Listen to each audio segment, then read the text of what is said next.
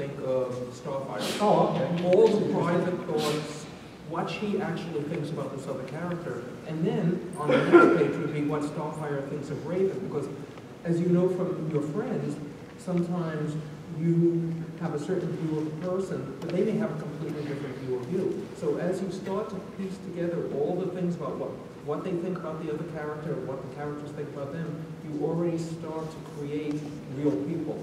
You create people that have emotions and create people that are going to keep tangling with you and make it a little bit harder to get past certain things, and you worry. I'm not explaining it well, but I hope you understand. The idea is find the points, as Mark said, that are similar and different, and milk them and keep playing with them and finding it, so that when you get to the multiple teams, like 7 characters in the book, you're really creating a lot of conflict. Yeah, when I was writing Legion of Superheroes, it was shooting fish in a barrel. There's 25 of them. Yeah. So you put any 2 of them together and see what you get.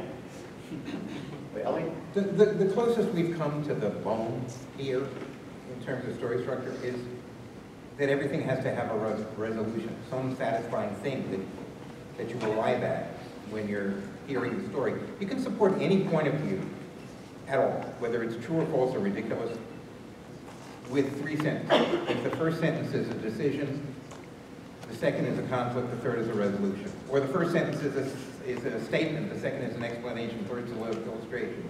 Decision, conflict, resolution, subject, predicate, object, Act 1, Act 2, Act 3, synthesis, antithesis, no, I'm sorry, I'm backwards. Thesis, synthesis, antithesis. Everything works the same way. The whole world is based on fractal structures, triangles, things leading on each other. And even a cliffhanger at the end of a part of a story is a resolution, because you've gotten to a point where you want to go to the next story. When you don't have those 3 elements in a story, your readers will construct them themselves. And if you don't put them there, they'll be the wrong ones, in every case, pretty much. And I didn't understand any of this stuff when I was writing comics full time. I was in my 40s. I figured out, wait a minute, all of those things are the same story, and where they aren't, those are the stories that didn't work. And there were a lot of those. So, you all, in my introduction, I talked about the fact that you all have written beyond comic books. Those same lessons apply to a video game, or in your case, the prose novels, Or a sentence. or a sentence? Or an idea. Ideas are real things. They all have decisions, conflicts, and resolutions. Right. They're real. They're just like your pet, or the planet, or the sun. An idea is a thing. It fits into our 4-dimensional world. Same way anything else does. Yeah, so an idea, everything has those 3 pieces. Okay. And every piece has 3 pieces. And every piece of that, you know what I mean? Thank you. So, Elliot's panel on the Trinity will be scheduled. So, we talked about the multi-issue arcs. So, do you guys miss writing shorter works, number ones? I desperately miss writing the short works. I did Bullseye earlier this year, and it was great to do a 10-page story. But when I edited myself, I made the stories as long as I wanted. So my first Night Force story was 8.5 issues. Okay. It couldn't be expanded to the full issue, so I started the next story in the last 10 pages of the first book. Or there was a Titan story that ran about 2/3 of the issue, and then I put a secondary story in. I think stories should run as long as that story needs to run. And the fact that you sometimes have to do 6-parters or something means you have to work a lot harder to come up with all the twists and turns for 6 parts, and you have to make sure it's worth 6 parts. James, you mentioned the battle story is part of within your larger arc. Do you want to write more battle stories? You haven't done a lot of these. Yeah, I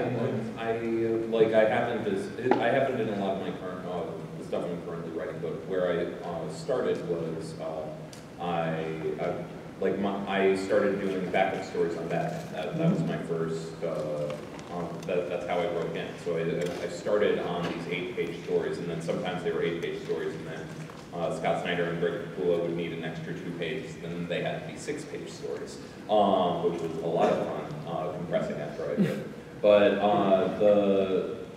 those stories really helped me figure out pacing, because it was sort of how do you create something compelling in just an 8-page short, particularly the second arc, which was a big Joker story that Scott was telling, Death of the Family, and the backup stories were just basically these little shorts with Joker going and kind of recruiting different members of Batman's Rogues Gallery.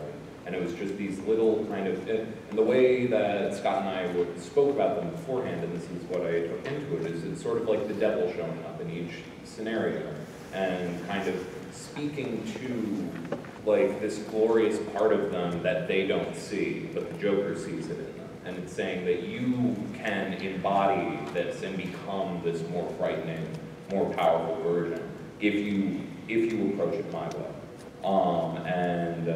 Through the layer of the Joker, and so I also in that storyline I made Jock draw a horse held upside down, and he said he wanted to kill me after that. So that was a lot of fun. But it's something about artists and horses. I've had artists say, I'll draw anything but a horse. Yeah.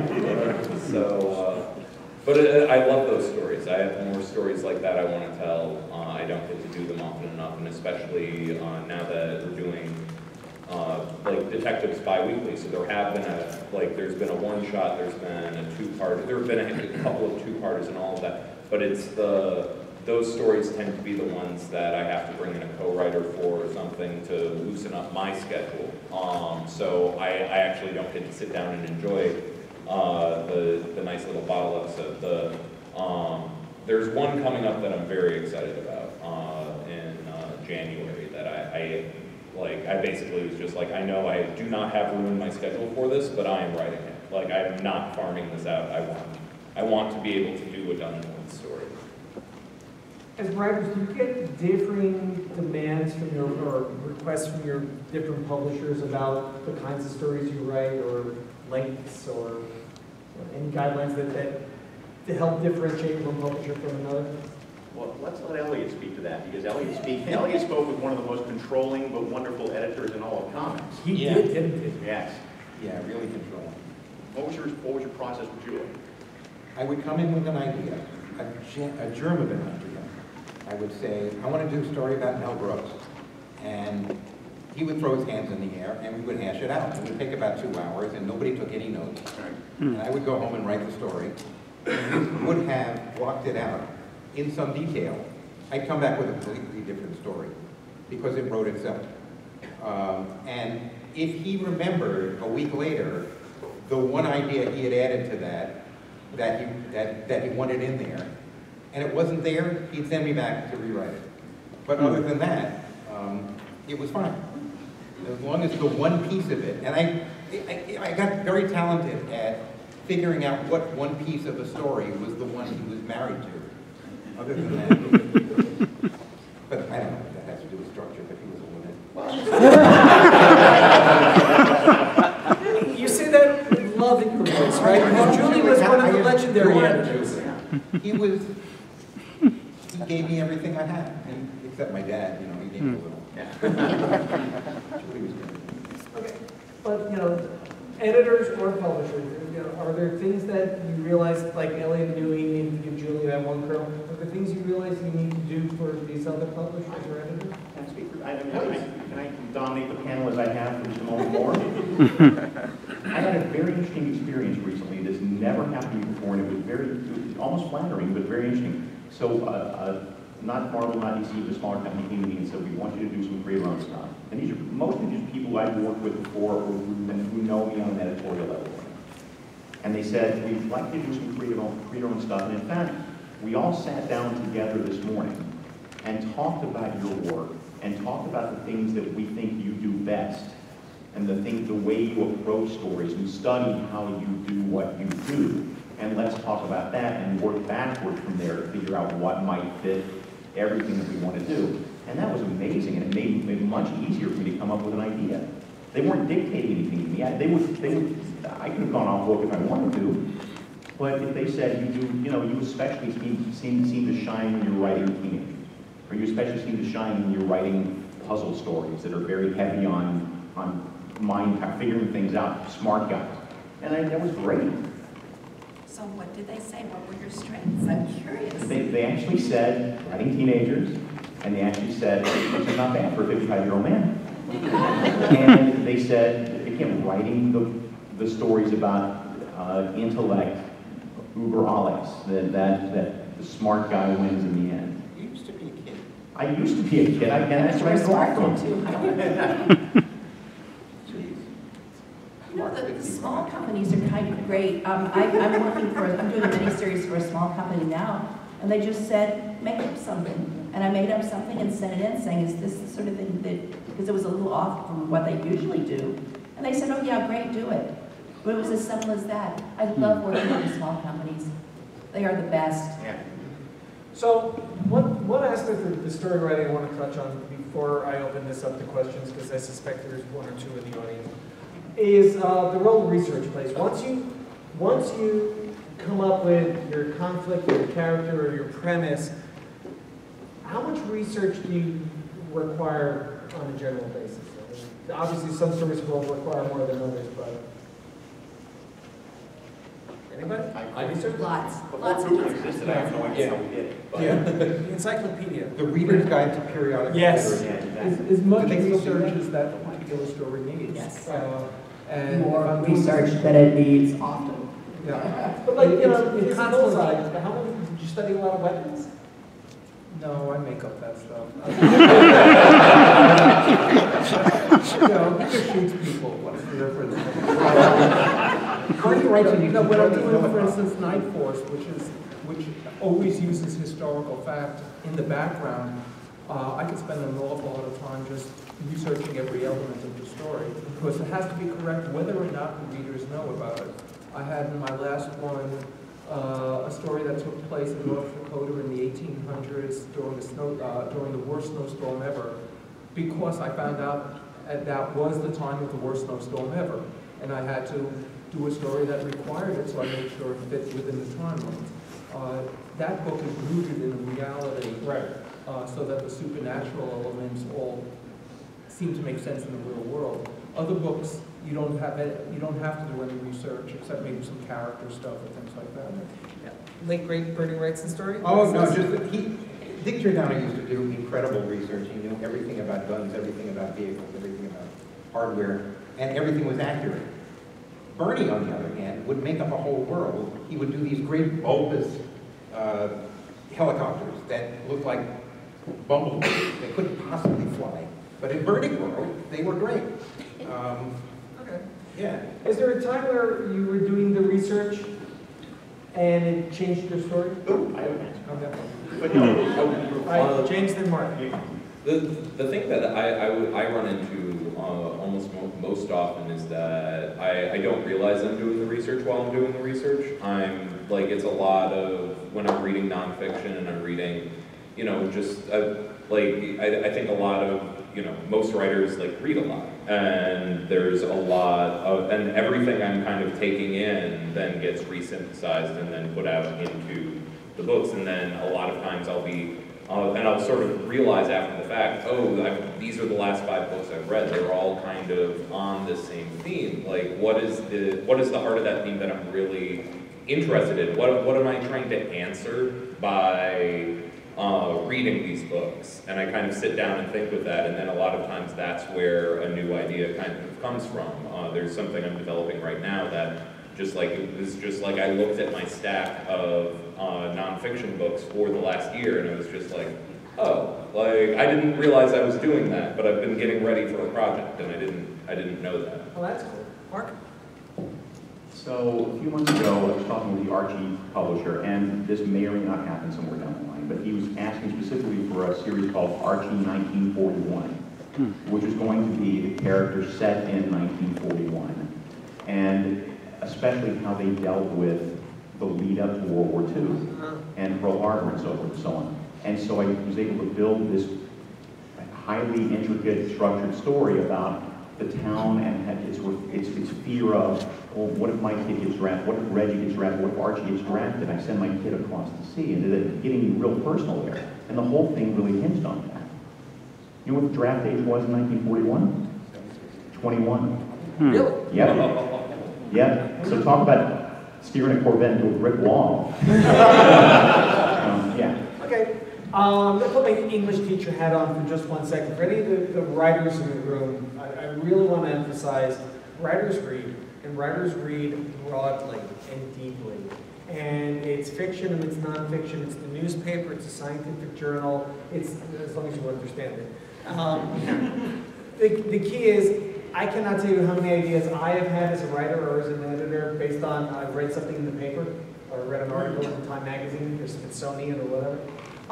It is an amazing font of stuff, and then you don't realize, you know, and sometimes it just sits in the back of your mind until you need it at that moment and you can pull it out.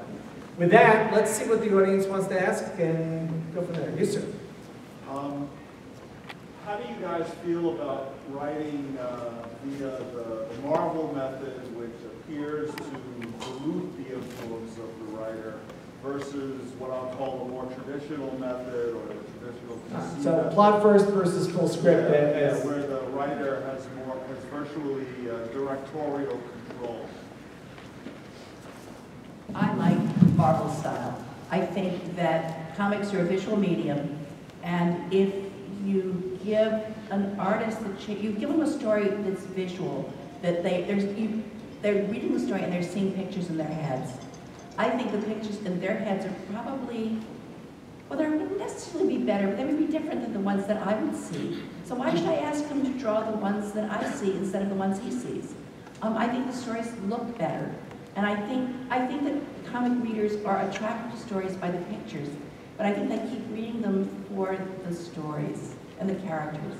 So I prefer Marvel style. I can write the other way, but I don't think you get the, but you also, for Marvel style, you need a smart artist. And I mean, and I've worked with some really intelligent artists, so this may be why I really enjoy Marvel style the most. You definitely explain it. Same here. I know I have. Same here. The plot, doing the plot first, depending on how much detail you put into the plot. My plots were very, very detailed and broken down page by page. You let the artist pace it, and you let them tell the story. They know exactly what you want, but they're free to show it their way. And then you're coming back, and you can write to their faces. You can write the emotions. If their storytelling is perfect, you don't have to explain something. You can write a line that's more character-driven because the story has been pushed forward by the artist. So it allows for more emotions made and also better stories. Okay. Yes, sir. Sometimes the way you draw a person into the story depends very much on how you start. And that are kind of like different ways of doing it. You can start with a big reveal and then what led to that thing, or you can start with, you know, what the storyline and then end up with a big reveal. For example, an apocalyptic story can start with presenting the apocalypse and then explaining how it happened, or, you know, tells you the timeline and then the end is, surprise, the apocalypse happened. So what is your opinion of how to start and what best draws a person into a story? All right, so those who didn't hear the full question, do you prefer starting with the big reveal and figure out how we got there, or build up to that big reveal? Whichever makes the most compelling 20-page Yeah. comic book. Like, it depends either way. Sometimes you, like, one is better, sometimes the other is better. They're both tools for, yeah. Yeah. Whatever draws the reader into the story the best. There was this period where we used to start with a big splash page, which was a scene from inside the story somewhere. You take the best scene and you put it on the front, and then you start the story. That was kind of artificial, but it would draw you in. Actually, queuing off that, I'd like to throw to the panel, like, I find that when I write any story, page 1 takes me almost as much time as the next 19 pages. Is that accurate? Is that For me, it's not only how you're telling the story, but the type of dialogue, the type of captions, the type of approach that you take. You have to make your decision right up front. And page 1 very often takes us just as long as the rest of the book. It sets the tone for the rest of the story. No, I was just agreeing. Okay. You have to learn not to panic at that point. You mentioned character development for the protagonist, the good guys. Do you use the same technique for the character development for the antagonist, the bad guys? The more vivid characters they have to develop in your head before. What they want, why they want it. It's all the same to make them real as you can. And you should know as much as you can about every one of those characters, good, bad, and in fact incidental characters. Yeah, supporting characters in particular, because they help round out that character's world. Although with villains, if you don't reveal what your idea of their origin is in enough time, sometimes somebody else will reveal their origin and it's not what you thought at all. The voice of experience. Yes. Yeah, John. I was wondering if you guys could speak to like outside influences on your stories. Like if you have a story and the editor says, no, I don't like that, make it more like this, or there's a big company crossover coming up, and it changes it from what you originally intended. How do you deal with that? So?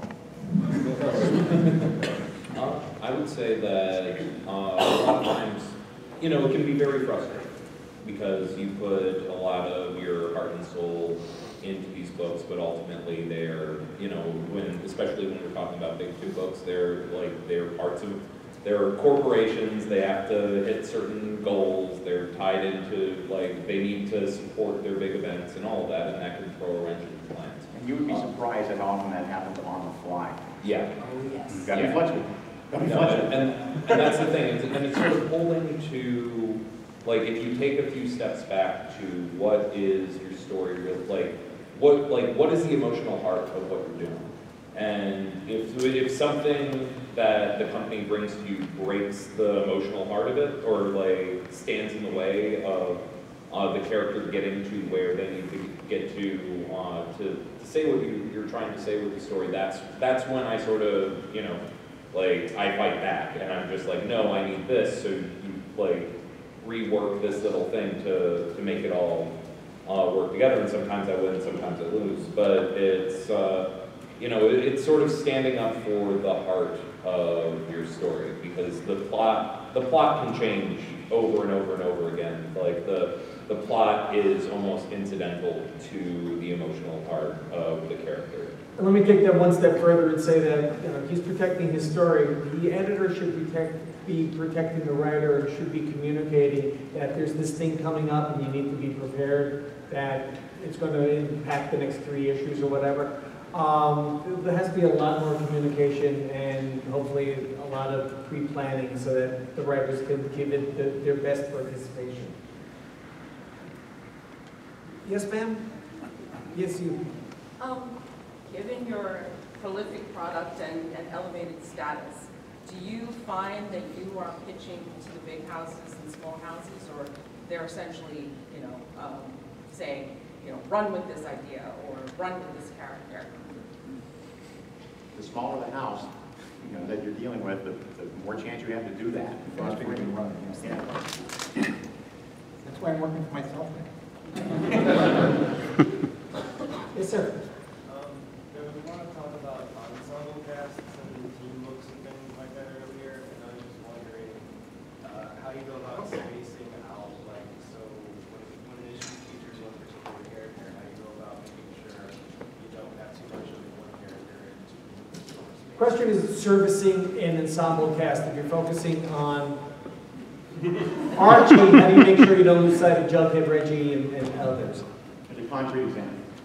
So, doing a Champions Avengers crossover in a couple of months. Not my idea, but that's okay. I can make that work. And by the way, worse, it was a 4-part story.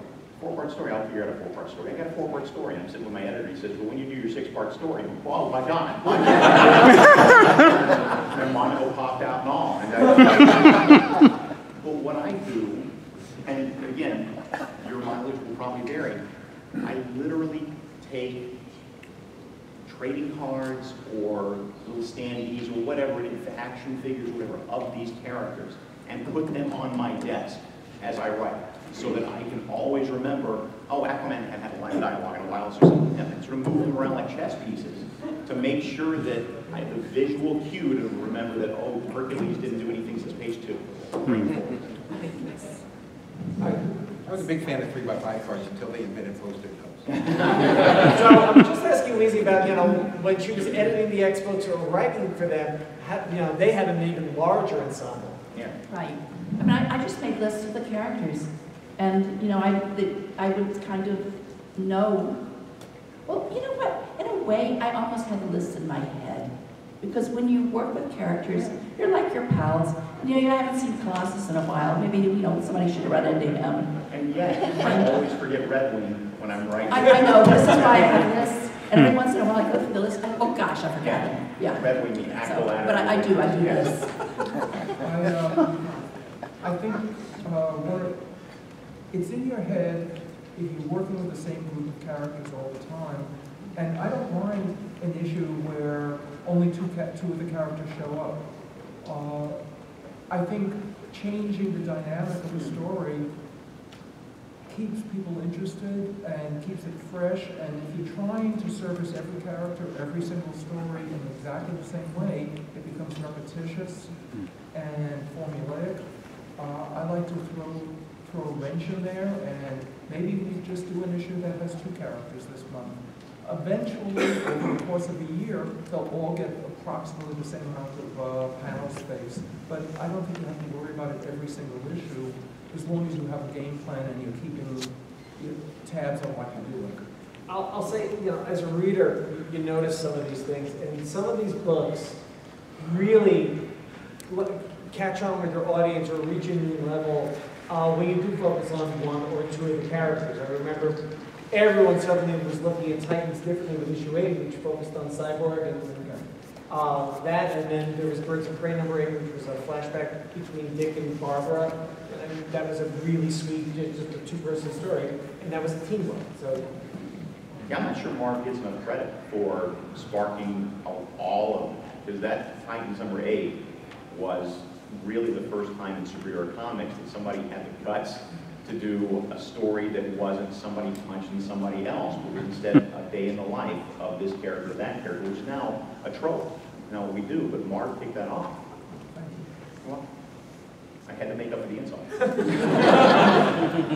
Yes, ma'am.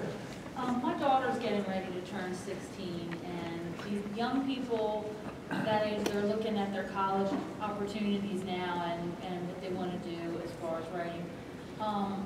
What advice can you give them, and what do you see trending, as far as writers in your industry?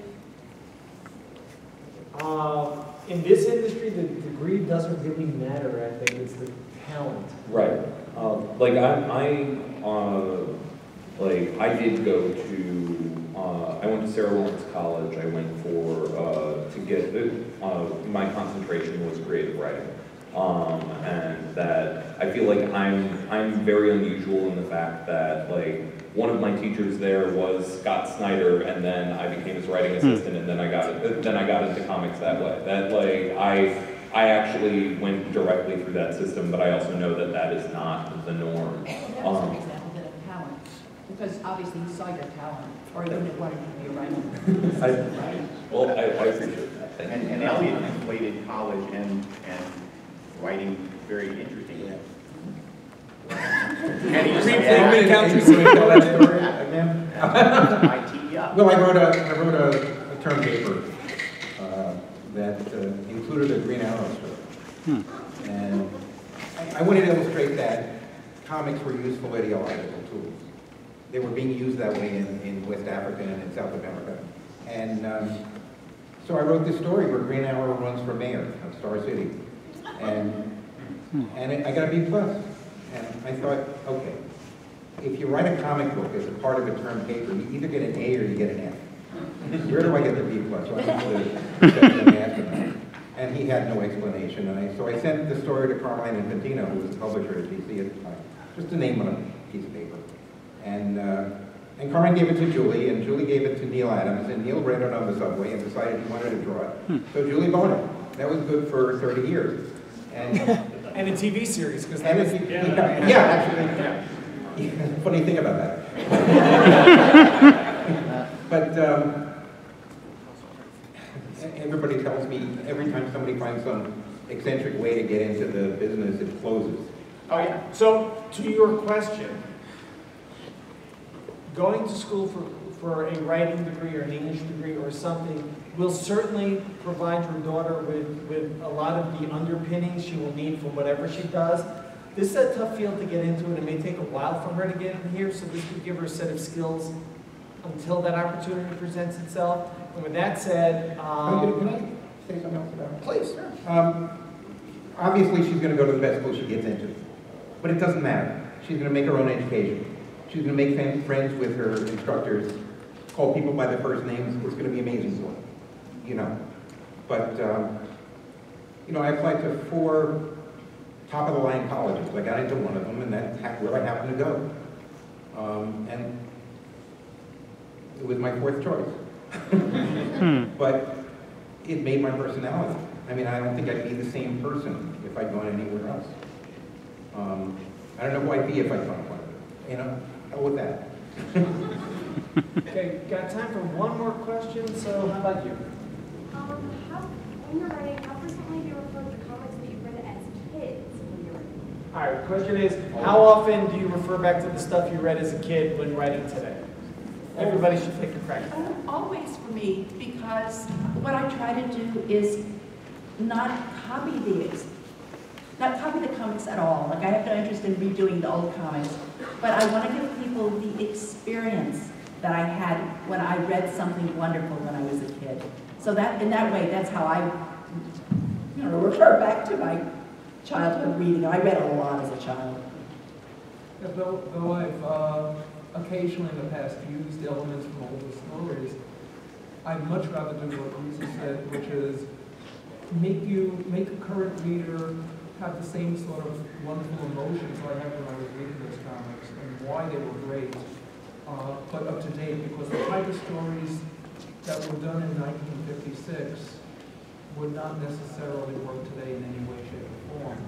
But there may be an element or a plot point that you could then do a story off of or something, acknowledging the old comic. I brought back crypto. I love that stuff. you have to make it work for the time you're working in. You know, I kept telling Nelson Bridwell, you can't give crypto word balloons. You just can't give them thoughts. They have one thought. Dogs have one thought, and that is, yeah, where's the next meal? Okay, Mark, and then James to wrap. Sure. It helps that I have a freakishly encyclopedic memory for all of the comic books I ever read. But what I'm drawing from when I draw from the past is not a plot moment or a cool villain so much as the feeling that I felt when I read that comic that I want to communicate. Because at the end of the day, all people care about, all readers care about when they walk away is how they felt about the story and when their blood was up. No one in this room can tell me the plot of any James Bond movie. But everyone remembers, you know, the big action scenes, the car chases, and the hot women, and whatever. Everybody remembers those moments when your blood is up. Everybody remembers the iconic Spider-Man scene of him lifting the machine off his shoulders and all the rubble and stuff. But I bet there's not 1 in 30 people in this room who could tell me how he got there. That's the stuff you remember. So that's what I try to bring into my work today. James? Oh boy. I definitely refer back to the stories, but exactly in the way that everyone on this panel has talked about it. It's definitely to tap into the exact story that actually made me want to do this. Like when starting Detective Comics, I went and reread, like, because I'm doing Detective Comics is basically X-Men starring the Bat Family. So I reread the entire Claremont run of X-Men, which is where I draw a lot of my influence. And that, like, and it wasn't to take pieces or anything, it was to get into, like, oh, this is how supporting characters come in and out of the story. This is the way that story arcs kind of pivot from one character's arc to another character's arc to another character's arc. And it was just like, and I started kind of studying it in a different way, but also like recognizing the moments of Waid. Like that's why in Detective 950 I went to like third-person narration because I was writing Cassandra Cain, who does not like her first language, like her first language is body language, so her internal monologue would not be in English. So the only way to fully express her emotions was to go at it from a third-person perspective, and that, like, I reread a whole bunch of like Claremont narration to kind of like, oh, this is how he captured those emotions. So yeah, that's. And with that, our time is up. Thank you so much for your attention.